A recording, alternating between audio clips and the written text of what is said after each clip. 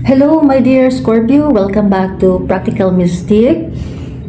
I'm so happy to be back here on YouTube, especially making a tarot reading session for you, my dear Scorpio. I am doing this usually during full moon, but now I there's no full moon season this time. Pero I am doing this because of the Interstellar 31 slash Atlas. This one is one of a kind astrological phenomenon, no? Na ang kahulugan niyan ay new beginnings, new energies for the collective, no? And the thing that makes this astrological phenomenon promising is that Interstellar 31 slash Atlas created a plasma burst, no? Nagkaroon siya ng plasma burst sa kalawakan, tapos yung plasma burst niya ay dahilan na nag-iba yung kulay niya, no, ni Interstellar 31 slash Atlas. Nagsisimula siya from bright white light, then nag-shift naman siya into deep blue color, and from deep blue ay nagiging ano siya, crimson, no? It turns into red. Now these colors have different meanings, okay? But to sum it up, that Interstellar 31 slash Atlas is actually having this good astrological meaning for everybody, for the collective, I mean, especially to you, Scorpio, na makakaranas kayo ng panibago, na changes, new beginnings, mas nag-improve yung emotional state ninyo, mas lumalakas kayo emotionally, I mean, at saka magkakaroon kayo ng panibagong simula, mas nag-improve yung spiritual gifts na meron kayo, okay?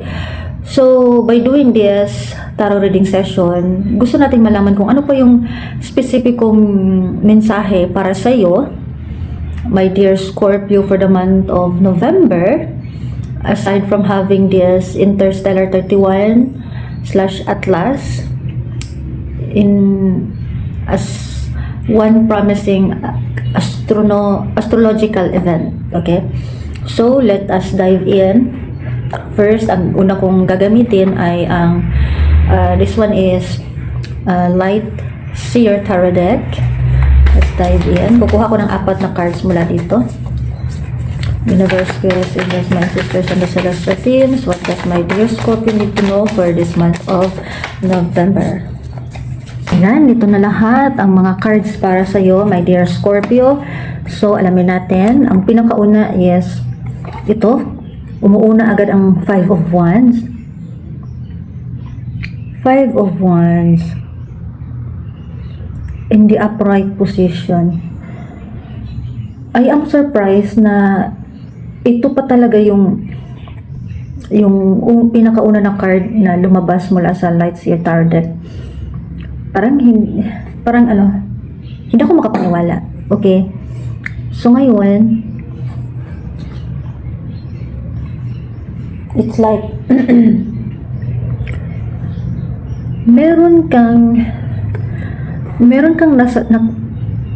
na-enkwentro na tao, parang meron kang kakilala, kapatid or kamag-anak na nagkaroon kayo ng pag-aaway, no? Nagkaroon kayo ng pagtatalo, or parang ikaw ang nang-aapi sa kanya or ikaw ang inaapi.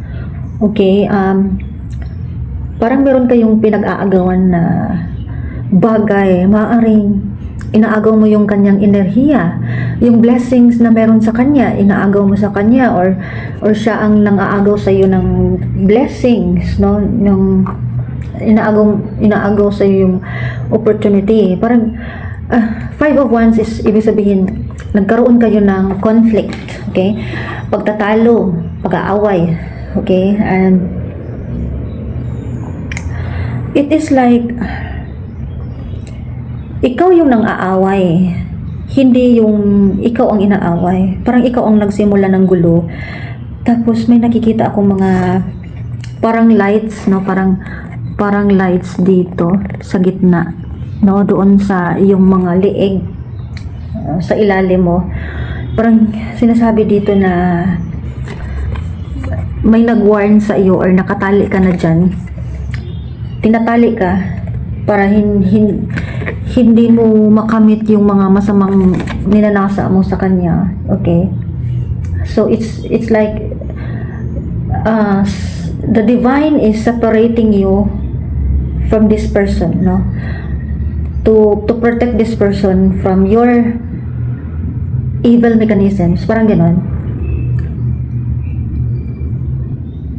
Tapos may mga web dito sa ibabaw or sa itaas. So ibig sabihin, kung ano man yung mga plano mo na i-target para mapahamak yung ibang tao, is hindi talaga siya mangyayari or hindi siya magiging successful.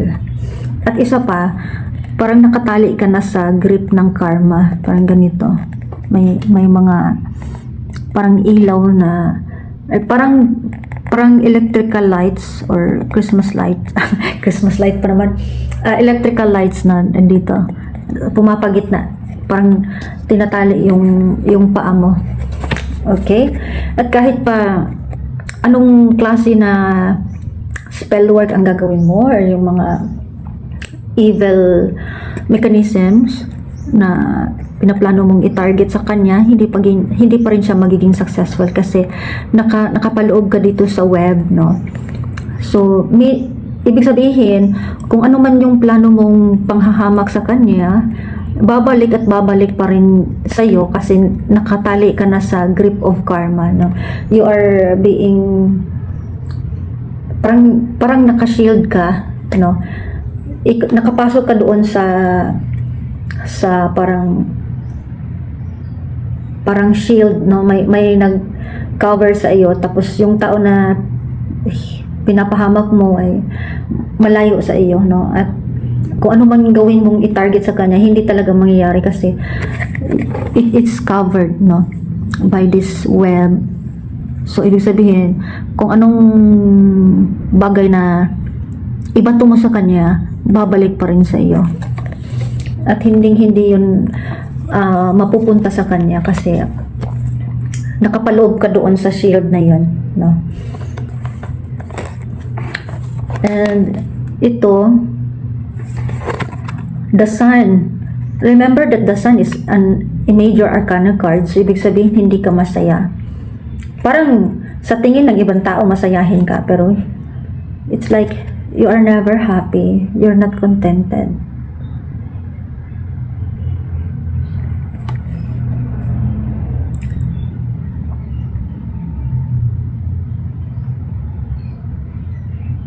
Dapat ang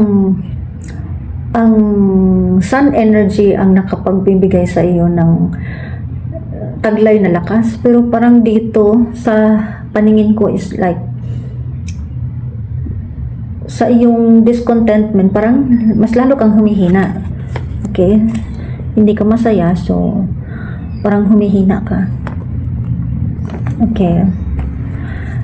Pinapaalala ka na dapat maging masaya ka sa sarili mo, okay? The Hermit.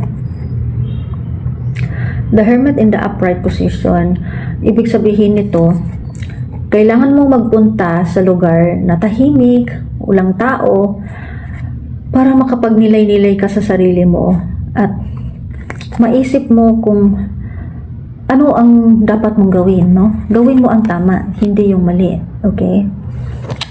And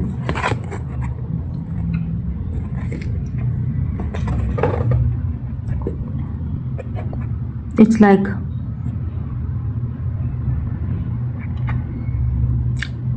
you are parang ikaw yung lumalayo, no? Ten of Swords.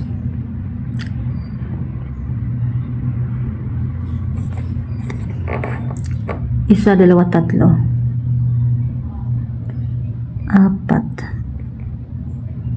Four of Swords.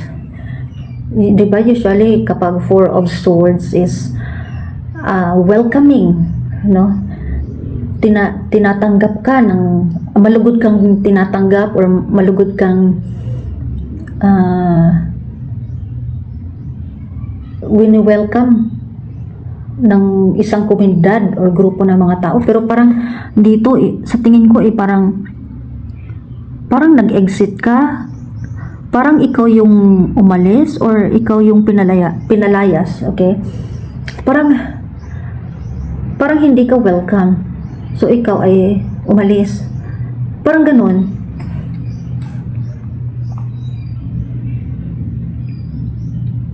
Nakikita ko yung apat na wands.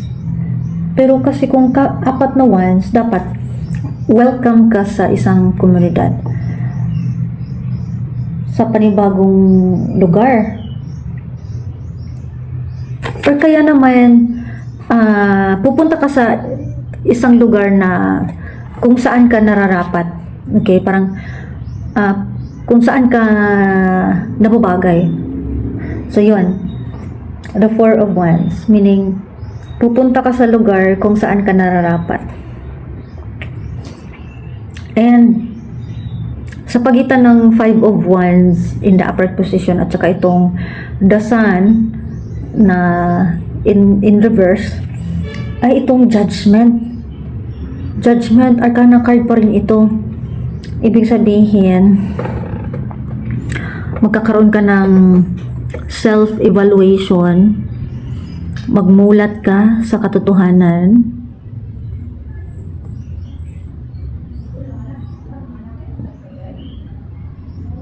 parang makakaranas ka ng yung parang judgment na kung ano man yung ginawa mo sa ibang tao, parang mararanasan mo rin. Judgment means babalik sa yung mga ginagawa mo sa ibang tao, to the extent na parang magmulat ka rin sa katotohanan, parang may natutunan ka, parang nagkaroon ka ng self-evaluation at saka realization. Tapos ito, the Devil. So parang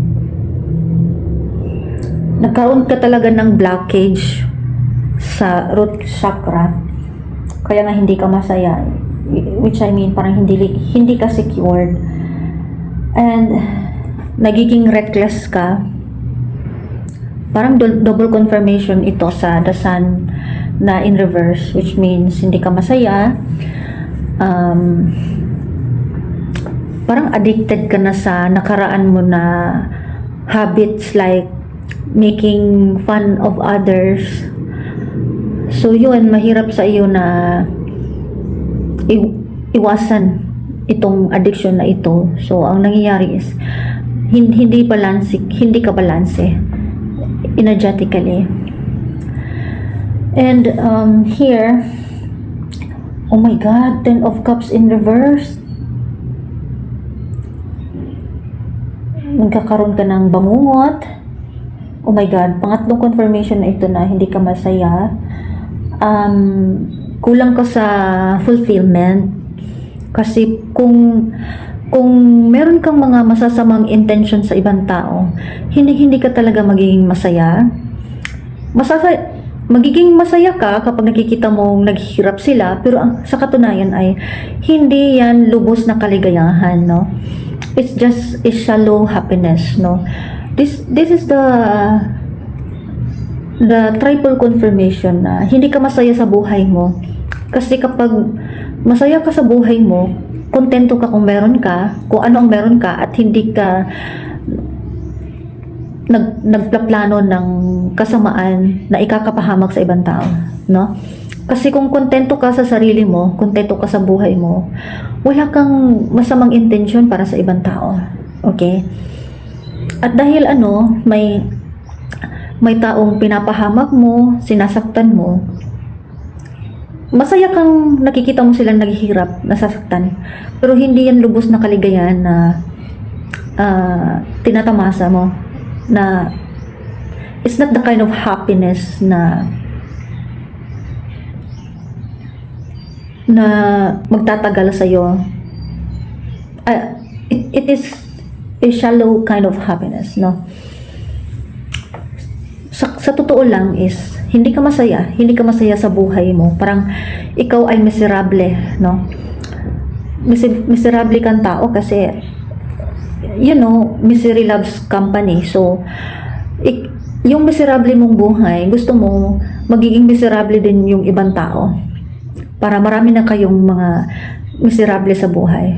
Okay? So,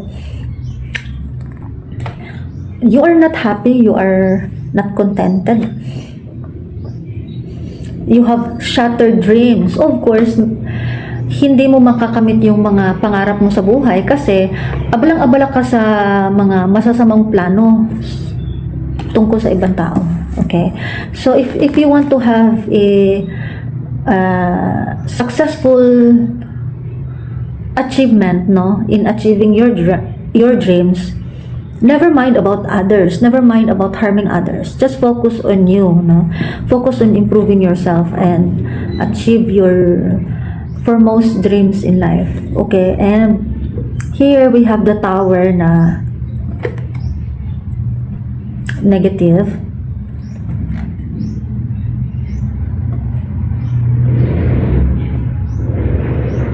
I think okay, the Tower na positive. Alamin natin kung ibig sabihin nito. This is an arcana card actually. The Tower. The Tower.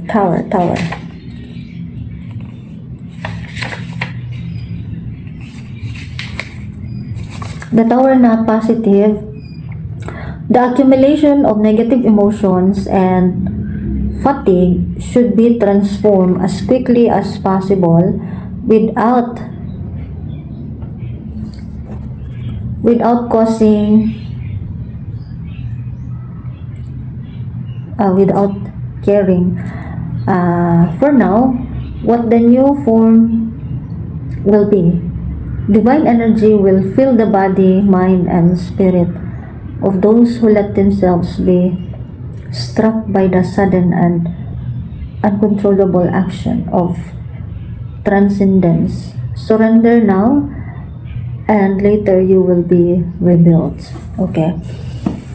So, nagkaroon ng tower moment. Maraming tower. Tower moment. Tapos may nakikita akong nahuhulog na corona. Meaning, hindi ka masaya kasi marami ka nang nagawang kapahamakan sa taong ito na gustong-gusto mo talagang matatalo, no? Kaya lang, parang hindi ka nagtagumpay at saka parang balisang-balisa ka na kung paano mo siya matatalo. Naguguluhan na talaga yung isipan mo at unang-una is hindi ka makapaniwala kung bakit buhay pa rin siya hanggang ngayon. Parang lahat na ng ginawa mo na para sa taong ito, para mamatay siya, matalo, magdurusa, lahat-lahat na ginawa mo, lahat-lahat ng klaseng kapahamakan ginawa mo, pero buhay pa rin itong taong ito. So, naguguluhan ka na, ano ba to? Parang nagkaroon ng tower moment. Means, balisang-balisa ka na, tapos naguguluhan na yung isipan mo. So, nagkaroon ka talaga ng tower moment this time. Naguguluhan ka na. Parang nagkaroon ng conflict yung inner intuition mo, I mean, your higher self, tsaka yung parang demonic consciousness na nag-rule sa iyo. Nagkaroon na ng clash in between, parang magulo ka talaga inwardly. So ano nangyayari is nahulog yung corona, no? It's like you are out of your mind now, no? Nahulog yung corona kasi usually kapag if you have that peace of mind, walang mangyayari na masama. Hindi if you have that peace of mind, you can control yourself. Actually you reach the level of self mastery. Pero nangyayari is nagugulahan ka na kasi hindi ka makapaniwala kung bakit buhay pa itong taong ito. Ginawa mo na lahat pero buhay pa rin siya. So parang hindi mo na lang kung ano pang ibang paraan kung paano mapahamak itong taong ito. So yun, magulo yung isipan mo. So ang nangyari is you became out of balance, no? Out of balance. This is confirmation. Out of balance. So ang nangyari, there is a huge destruction to the extent na nahulog yung corona, no, mula sa itaas. OMG. So this card is reminding you na if you want to achieve peace of mind, do not think of something that can harm others, no? So to achieve peace of mind is focus on yourself only and not on harming others. And the next is the moon. The moon na negative. This one is another major arcana card. So, alamin natin the moon.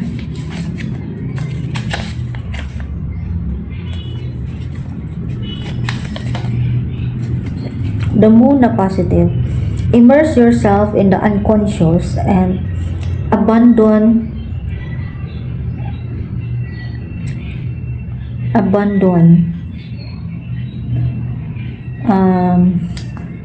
hindi mababasa.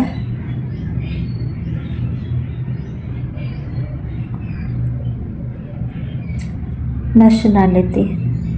Dreaming is granted to everyone, especially those who know the preciousness of the feminine side and how to be faithful to your inner voices. The night envelopes you and whispers words that others would not understand. Listen to them. Okay? Pinapaalala ka dito na makinig ka sa iyong intuition, ha? Makinig ka sa iyong intuition. Huwag kang padalos-dalos sa iyong mga plano. Pakinggan mo yung intuition kasi alam ni intuition kung ano ang nararapat mong gawin. Pero kapag hindi mo sinusunod ang intuition mo, patuloy mong mararanasan ang kaguluhan na bunga ng iyong mga kagagawan. Okay? And next is dito sa karma cards, ang nakuha ko ay houses, and the house is in the 5th house, which means ang mensahe sa iyong kaluluwa is pagmamahal. Mahalin mo yung sarili mo.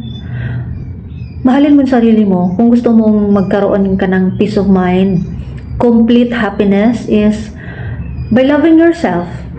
And to know how to love yourself is focusing on your strength, the things that you possess that nobody else have.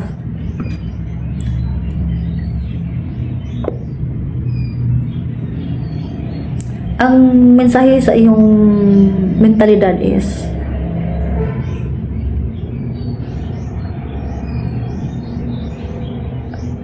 sugal. Nagsusugal ka ba? Yung utak mo nagsusugal. Sinusugal mo na lahat ng mga lakas mo, ang iyong lakas, pera para sa kapahamakan ng ibang tao. Pero ang nangyayari, hindi ka pa rin panalo. Mas nagiging talo ka. OMG. So do not spend on such things, no? Huwag mong isugal lahat para sa ibang tao, no? conserve your energy, conserve your money, conserve your time, no? Huwag mong isugal lahat. And gawin mo yung isang bagay na makakapagbigay sa iyo ng kaligayahan, no? Na magkakaroon ka ng fulfillment, no? Huwag mong abalahin ang sarili mo tungkol sa ibang tao. Huwag kang mag-isip tungkol sa ibang tao. Kasi kapag iniisip mo sila, kung anong achievements na meron sa kanila, mas lalo kang magiging parang magsiselos sa kanila. At kapag magsiselos ka, hindi ka talaga magiging masaya sa sarili mo. So, never mind about others. Just mind your own business. Do something that makes you happy. Do something that makes you feel the real you. Okay? And the message for you from Powerful Thought Cards by Louise Hay is, it is safe to look within you. Look at yourself. Appreciate what you have. Excuse me.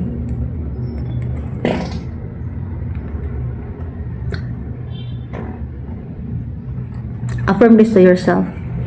As I move through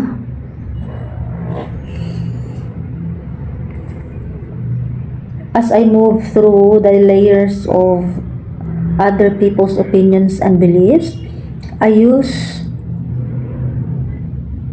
within myself a magical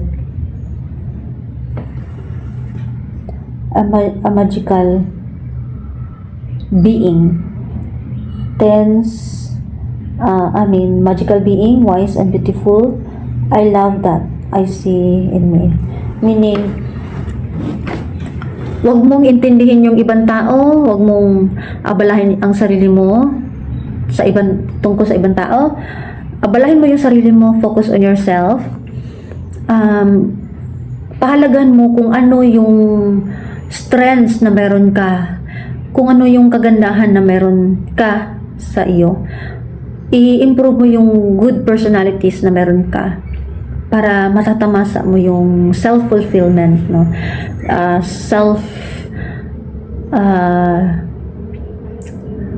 Self-confidence and self-worth. Okay?